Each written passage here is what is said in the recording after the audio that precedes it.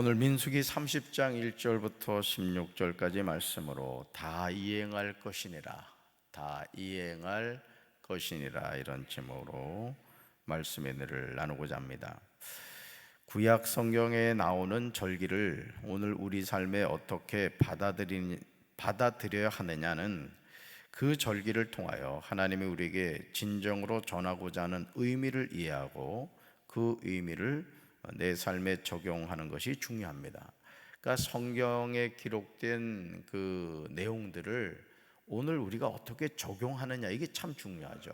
그래서 큐티에서도 본문 말씀을 이렇게 읽고 사실을 알아야 되잖아요. 그리고 의미가 뭐냐, 오늘 이 본문의 의미가 뭐냐, 그걸 깨달은 이후에 그렇다면 내 삶에 오늘 내가 어떻게 적용하느냐, 이게 큐티거든요. 그러니까 성경 말씀을 읽을 때도 그냥 읽으면 이렇게 하면 되겠구나, 이렇게 이해가 될 수 있는 본문이 있는가 하면 어떤 경우에는 좀 깊이 묵상해야 되는 그런 경우도 있습니다만은 이 구약에 대한 절기도 마찬가지라는 것입니다. 만약 구약에 나오는 유월절을 지키니까 우리는 정통이고 나머지는 정통이 아니라고 한다면, 그렇게 주장하는 무리들은 구약에 나오는 모든 절기를 하나도 빠짐없이 지켜야 할 것입니다. 그러나 그렇지는 않다는 거죠. 예를 들어 하나님의 교회가 우리가 유월절 지킨다, 아주 대단히 홍보를 많이 합니다. 그렇지만 만약에 그렇다고 하면은 전체 절기를 다 지켜야 되지 않겠어요? 그렇죠? 그리고 제가 말씀드린 것처럼 만약에 하나님의 교회에서 여러분을 미혹하기 위해서 와가지고 하는 말이 너희 교회 유월절 지키냐, 이렇게 물으면 뭐라고 대답해야 된다 그랬어요? 이게 뭐야? 양도 잡냐? 이러라 그랬지. 따라합시다. 양도 잡냐? 양고기 좀 먹자. 그러니까 모양만 내는 거예요, 모양만. 그러니까 이 이단의 특징이 그겁니다. 이단의 특징이 신앙생활하는 성도들에게 예를 들어 구원파가 그러거든요. 너 구원받았냐? 몇 년, 몇 월, 몇 시에 받았어? 이러면 다 움찔하거든요. 그러니까 이단은 항상 이제 그런 우리의 연약함을 치고 들어온다는 거죠. 그러니까 신천지 이만희도 마찬가지예요. 그러니까 아무리 저는 모르겠습니다. 제가 목회를 해서 그런지 몰라도 어떻게 이만희가 보혜사로 믿어지는데 그게 기적인 것 같아. 나는 홍해 갈라진 것보다 이만희를 하나님으로 믿는 게 더 기적인 것 같아, 진짜. 여러분 정신 차려야 됩니다. 그러니까 유월절 지키니까 정통이고 안 지키면 문제가 있다, 이게 아니라는 거예요. 만약에 지킨다고 하면 다 지켜야 된다는 거죠. 양도 잡아야 된다는 것이죠. 민수기 30장은 여호와께 서원한 것에 관한 내용입니다. 우리가 이 은혜 받으면 이 서원을 남발하는 경우가 있는데 여러분이 말씀을 잘 보셔야 돼요. 먼저 1절에서 모세가 이스라엘 각 지파의 지도자들에게 여호와께서 명령하신 것을 말합니다. 여러분, 성경은 하나님의 말씀인 줄로 믿습니다. 그래서 성경 말씀을 이렇게 대하면서 이 말씀이 하나님의 말씀인지 거짓 선지자 발람의 말인지 여러분들이 그 내용을 잘 보셔야 돼요. 그게 중요합니다. 그 내용이 2절에 나오죠. 2절 같이 읽습니다. 사람이 여호와께 서원하였거나 결심하고 서약하였으면 깨트리지 말고 그가 입으로 말한 대로 다 이행할 것이니라. 아멘. 사람이 누구한테? 여호와께 뭐 했으면? 서원하였거나 또 결심하고 서약하였으면 뭐 하지 말아라? 깨트리지 말라는 거죠. 개역 개정판은 2절 시작을 사람이 서원하고 서약한 것으로 나옵니다. 그런데 세번역을 보시면 남자가 라고 나옵니다. 남자가 하나님께 서원하였거나 맹세하여 스스로를 자제하기로 서약하였으면 그는 자기가 한 말을 어겨서는 안 된다는 거예요. 그는 입으로 한 말을 다 지켜야 된다는 거죠. 그러니까 이 말이라는 게 참 중요합니다. 우리가 이 하는 말이 결국은 자신의 삶을 구성하는 거예요. 특별히 믿는 사람들은 자신의 삶을 뭐로 건축하느냐? 말로 건축하는 거예요. 어떤 말? 믿음의 말로. 아멘. 그러니까 믿음의 말을 통해서 자신의 삶을 세워가는 거예요. 불신앙의 사람은 불신앙의 말로 자신을 건축하기 때문에 결국은 무너지게 되고 멸망하게 되고 지옥 가게 되는 것이죠. 그러니까 여러분, 우리가 이 믿음의 성숙이라는 것은 그 사람이 사용하는 말을 보면 아는 거예요. 말을. 그러니까 여러분들이 항상 이 언어 사용을 주의해야 됩니다. 특별히 여러분들이 어떤 말을 하더라도 믿음의 말을 하시기 바랍니다. 할 수 있다, 하면 된다, 해보자, 이런 믿음의 말을 해야 된다는 것이죠. 여기서 우리가 주목해야 하는 것은 서원과 서약의 대상이 누구인가 하는 점입니다. 분명히 이렇게 나오죠. 사람이 여호와께 서원하였거나 결심하고 서약하였으면 이라고 나오죠. 서원과 서약의 대상이 누구다? 하나님이시다. 하나님. 그러니까 우리 인생은 항상 누구한테로 집중되는 거예요?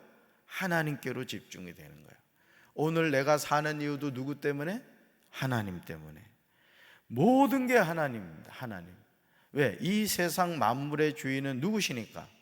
하나님이시니까. 그러니까 여러분, 이걸 살고 살아가는 인생이요, 너무너무 의미하는 거예요. 예를 들어 여러분, 축구 선수가 축구를 하잖아요. 그럼 공을 어디다 갖다 넣어야 돼? 상대방 골대에다 갖다 넣어야 되잖아.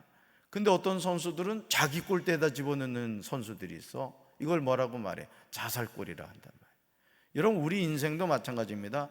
하나님이 우리에게 분명한 목적을 주셨고 방향을 주셨단 말이에요. 표대를 향하여 그리스도 예수 안에서 부르시는 부름의 상을 향해 달려가야 되는 거예요. 근데 이 자살골 넣는 사람이 있다는 것이죠. 자, 서원과 서약의 대상이 하나님이시라는 뜻인데, 그랬을 경우 그 서원과 서약을 한 남자는 자신이 하나님께 한 서원과 서약을 깨뜨리지 말고 자신의 입으로 말한 대로 다 이행해야 합니다. 즉 말에 책임을 져야 합니다. 사실 이 서원과 서약의 문제는 단순하지 않습니다. 함부로 해서는 안 돼요. 그래서 남아일은 충천금이라 하는 거예요. 남자들은 특히 말을 조심해서 해야 돼요. 하나님이 주신 지혜를 선물로 받은 솔로몬은 전도서 5장 5절과 6절에서 서원에 관한 소중한 조언을 해주고 있습니다. 우리가 귀담아 들어야 하는 말씀인데요, 전도서 5장 5절과 6절을 세 번역으로 읽습니다. 서원하고서 지키지 못할 바에는 차라리 서원하지 않는 것이 낫다. 너는 혀를 잘못 놀려서 죄를 짓지 말아라.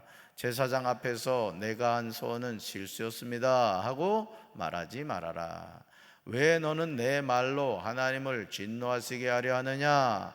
어찌하여 하나님이 내 손으로 이룩한 일들을 부수시게 하려고 하느냐? 아멘. 우리는 솔로몬이 하는 말을 통하여 중요한 사실을 알게 되죠. 첫째, 서운하고 지키지 못할 바에는 차라리 뭐하지 않는 게 낫다? 서운하지 않는 게 낫다. 둘째, 서운하고 지키지 않는 것은 죄를 짓는 거라는 거죠. 자신이 서운한 것에 대해서 제사장 앞에서 자신이 한 서원은 실수였다고 말하지 말라는 거죠. 이 말로 하나님을 진노하시게 합니다. 그러니까 여러분, 어제 우리가 모세의 중보기도에 대해서 살펴봤습니다마는, 똑같은 말을 하는데 금송아지를 만드는 사람이 있는가 하면 똑같은 말을 하는데 한 민족을 구원하잖아요. 여러분, 어떤 말을 해야 되겠어요? 여러분, 살리는 말을 해야 될 줄로 믿습니다. 그러니까 여러분이 말을 할 때 항상 주변 사람들에게 칭찬하고 격려하고 축복하는 말을 하시길 바랍니다. 말은 부메랑이 돼서 자신한테 돌아오는 거예요. 그러니까 축복하는 인생이 되세요. 축복하는 인생 참 중요하죠. 자신이 서운한 것에 대해서 실수였다 말하지 말라는 거죠. 여러분, 우리가 자녀를 못 낳는 경우에 이제 이런 소원을 많이 해요, 그죠? 아들을 주시면 하나님의 종이 되게 하겠습니다. 자녀를 낳지 못하는 아내들이 혹은 남편들이 흔히 하는 기도 가운데 하나입니다. 물론 아이를 낳을 수 없는 한나는 하나님께 이런 서원의 기도를 통해서 아들 사무엘을 낳아서 하나님께 바치죠. 참 이 한나의 기도를 보면 참 아주 진실한 것을 알게 돼요. 그러니까 성경에서 여러분이 이렇게 기도 응답을 받은 사람들의 그 기도문을 이렇게 밑줄을 그고 아예 써가지고 그 기도문을 그대로 하셔도 된단 말이에요. 왜? 기도의 아주 전형적인 모델을 우리에게 보여주는 거거든요. 이게 한나의 기도를 보면요, 하나님 앞에 정말 너무너무 참 그 내용이 아주 은혜가 되는 것을 보게 되죠. 그리고 실제 한나는 어떡하죠? 하나님이 그 기도를 들으시죠. 근데 정말 놀라운 것은요, 응답의 메시지를 엘리 제사장을 통해서 듣게 됩니다. 엘리 제사장은 한나가 중얼중얼 속으로 기도하니까 뭐 한 줄 알았어요? 술 취한 줄 알았다고. 세상에, 얼마나 영안이 어두웠으면 절박하게 기도하는 한나를 향해서 술을 끊어라 이런 참 말도 되지 않는 얘기를 하겠어요. 그런데도 하나님은 그런 연약한 엘리 제사장을 통해서 기도의 응답의 메시지를 주잖아요. 그러니까 여러분이 강단에서 어떤 말씀이 전해지더라도 이번에 그 김종호 목사님이 두 가지 언어를 우리에게 주고 가셨잖아요. 뭘 잘해라? 첫째, 주여를 잘해라. 근데 뭐 주여 안 하더만 뭘, 내가 유심히 이렇게 기게 보니까 안 하더만 또 뭐 하나 잘해야 된다. 아멘도 시원찮던 걸 뭘, 약효가 벌써 떨어졌나 봐. 이 두 개 잘하라 그랬단 말이에요. 근데 여러분, 그런 연약한 엘리 제사장을 통해서도 하나님이 네 기도를 하나님이 들어주시기를 바란다, 축복을 얻고 돌아가잖아요. 그리고는 한나가 수색이 없어지죠. 어떻게 돼요? 아들 사무엘을 주시잖아요. 그랬더니 한나가 참 절개가 있습니다. 아들을 주시니까 아주 약속대로 하나님께 갖다 바치잖아요. 이 약속도 안 지키는 분들이 있어요. 제가 그랬나요? 또 이런 분들이 있는데 그러면 안 된다는 거죠. 2절 보시죠. 여러분 성경 보세요. 2절. 남자의 경우에는요, 자신의 서원에 대해서 스스로 책임을 져야 돼요. 우리 남자들은 하나님께 서원했으면 스스로 책임져야 돼요. 이게 남아 이런 중천금이라는 얘기예요, 쉽게 말해서. 그런데요, 3절 이후에 나오는 내용은 여자가 서원한 경우입니다. 여자가 서원한 경우. 3절에서 보시죠. 여자가 어려서 아버지의 집에 있을 때의 경우가 나오고, 6절로 가보세요. 6절. 여자가 남편을 맞을 때의 경우입니다. 그러니까 뭐예요? 결혼했을 경우를 말하는 거죠. 자, 9절로 가볼까요? 9절. 과부나 이혼당한 여자의 경우 어떻게 해야 되느냐, 서원했을 때. 13절로 가볼까요? 여자가 모든 서원과 서약에 대한 경우가 나옵니다. 여자가 서원하였을 때 서원에 대한 최종 결정은 자신에게 있지 않다는 거예요. 이걸 여러분이 잘 주목해서 보셔야 됩니다. 그러니까 여러분, 우리가 어떤 뭐 부흥회를 한다거나 또는 뭐 기도를 한다거나 이럴 때 하나님 은혜 주실 때가 있잖아요, 그죠? 막 마음이 은혜가 되는 거예요.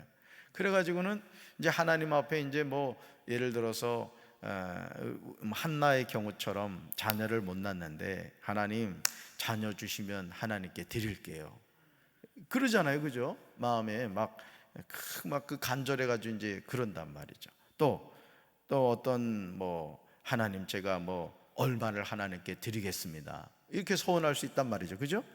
근데 이제 문제는 뭐냐면은 이런 서원이 아버지와 이제 결혼하기 전에는 아버지, 결혼한 이후에는 남편, 의논하지 않고 서원했을 경우 어떻게 해야 되느냐, 이런 이제 어떻게 보면 서원에 대한 안전장치에 대한 부분이에요. 그러니까 우리 하나님은 참 세밀하신 것을 보게 되죠.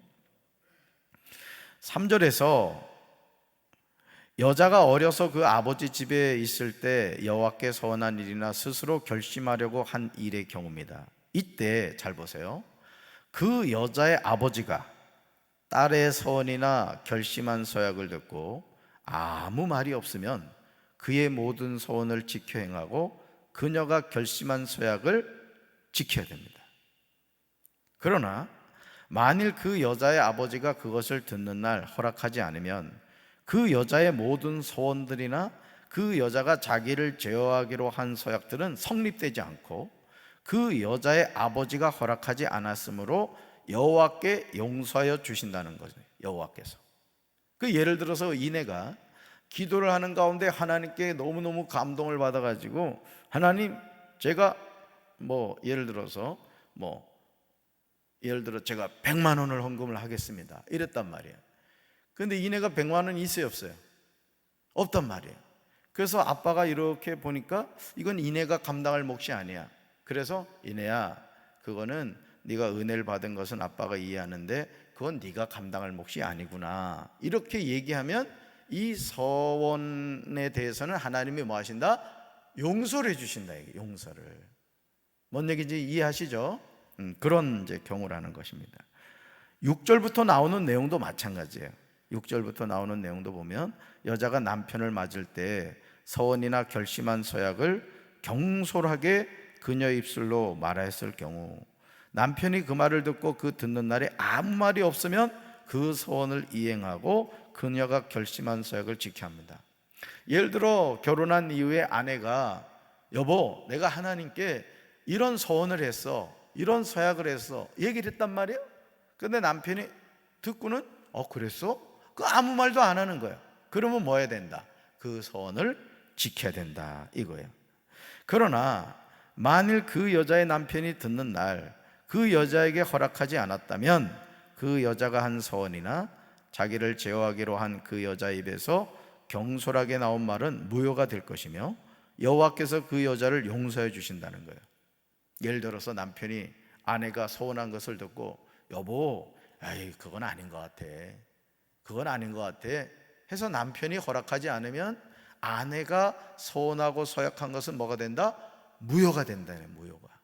그러니까 성경에서 아내는 남편의 돕는 배필이란 말이에요. 그러니까 결제는 누가 한다는 얘기예요? 기분 상당히 나빠하는 것 같은데 남편이 한다는 게, 이게 성경의 질서라는 게, 질서. 그러니까 앞으로 우리 아내들은 뭐 하더라도 남편한테 결제받고 오시기 바랍니다. 이 가정에 어떤 문제가 생길 수 있는 것에 대한 안전장치라고 볼 수가 있겠죠. 9절로 가볼까요? 여러분, 9절. 과부나 이혼당한 여자의 서원이나 그녀가 결심한 모든 서약은 지켜야 합니다. 그런데 만일 여자가 남편의 집에서 서원하거나 자기를 제어하기로 서약하실 때 남편이 아무 말이 없고 금하지 아니하면 그 서원과 결심한 서약은 다 지켜야 한다는 거죠. 그런데 그 여자의 남편이 듣는 날 그것들을 무효케 하면 그 여자의 서원이나 자기를 제어하기로 한 것에 관하여 그 여자가 입으로 한 모든 말은 성립되지 않는다.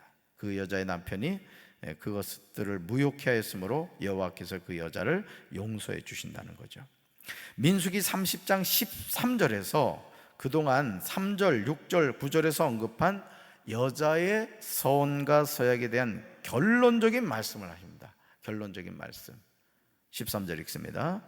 모든 서원과 마음을 자제하기로 한 모든 서약은 그의 남편이 그것을 지키기도 할 수 있고 무효하게도 할 수 있으니. 아멘.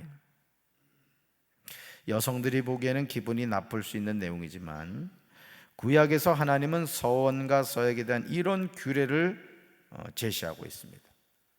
아내가 모든 서원과 마음을 자제하기로 한 모든 서약은 남편이 그것을 지키게도 할 수 있고 무효하게도 할 수 있다라는 거예요. 그러니까 우리가 이 하나님의 일을 할 때 여러분의 가정이 브리스길라와 아굴라 부부처럼 되기를 바랍니다. 그러니까 여러분, 이 하나님의 일도 이 부창부설하고 이 손바닥도 마주쳐야 되는 거예요. 마주쳐. 그래서 여기 우리 신앙생활하는 분들 가운데도 이 남편 눈치 보는 분들이 있을 거예요. 왜? 남편이 믿음이 연약하고 이러면요, 이게 시험 들어요. 시험이 들어. 헌금한 것 때문에 시험 들고 그런 경우도 생기거든요. 그러니까 여러분들이 그래서 지혜가 필요한 거예요. 그래서 어떤 권사님 같은 경우는 이제 저한테 이제 연락이 왔어요. 그래서 아무래도 제 이름으로 헌금을 하면 남편이 혹여나 이게 주일날 이렇게 와서, 믿음이 연약한 사람들은요, 향기로운 예물에 우리 아내의 이름이 있나 하고 살핀다고. 왜? 감사함으로 보는 게 아니라 불꽃 같은 눈동자로 감시하는 거야. 그래서 이 헌금한 거 보면 11조도 했네, 감사헌금도 했네, 1,000번 번제도 했네, 성경금도 했네. 그 시험 드는 거야. 그 지혜가 필요한 거지. 그럴 때는 고유번호로 할 수도 있고 뭐 여러 가지 이제 방법이 있습니다만은 어쨌든 그렇기 때문에 여러분이 우리 자녀들이 시집 잘 가야 돼. 시집 장가 잘 가야 된다고.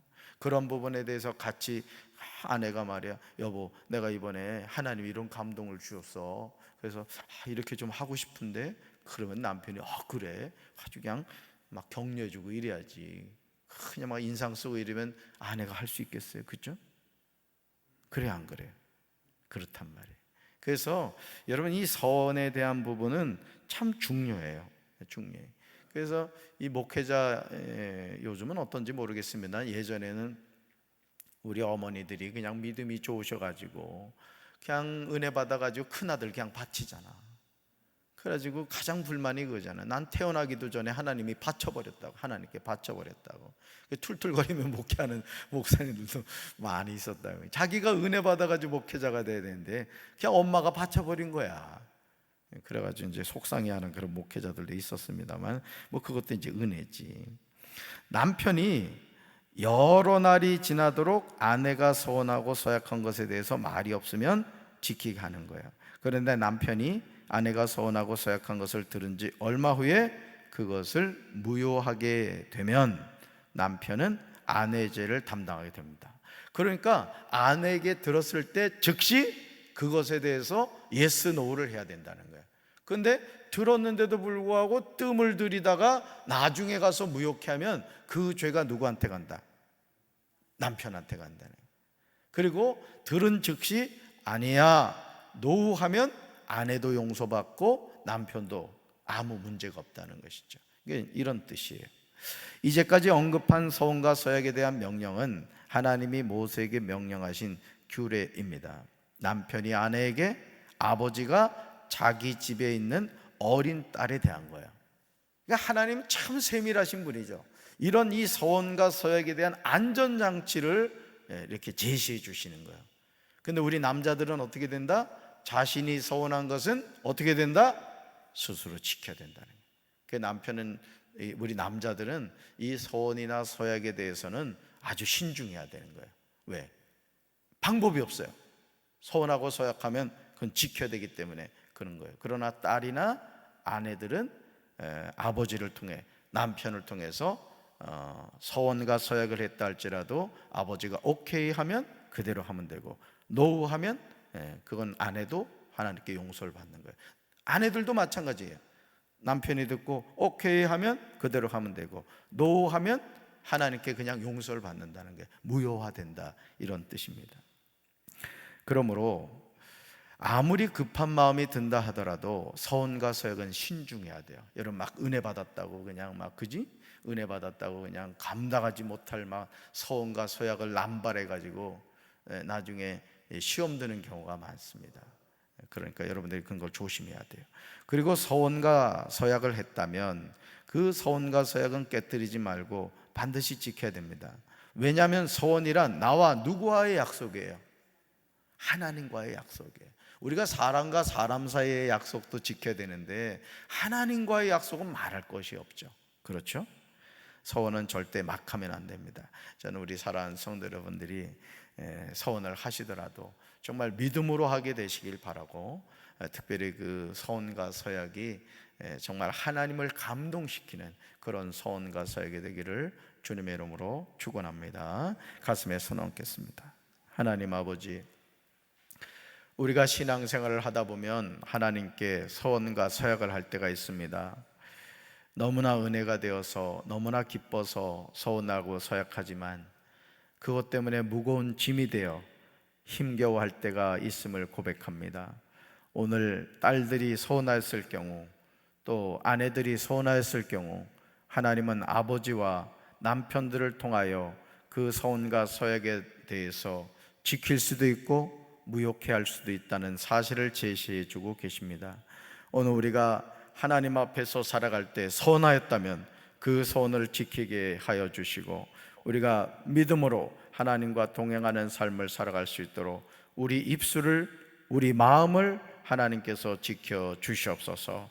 오늘도 말씀 가운데 믿음으로 승리하는 한 달 되게 하루가 되게 하여 주심을 믿사옵고 예수님 이름으로 간절히 축복하며 기도합니다. 아멘.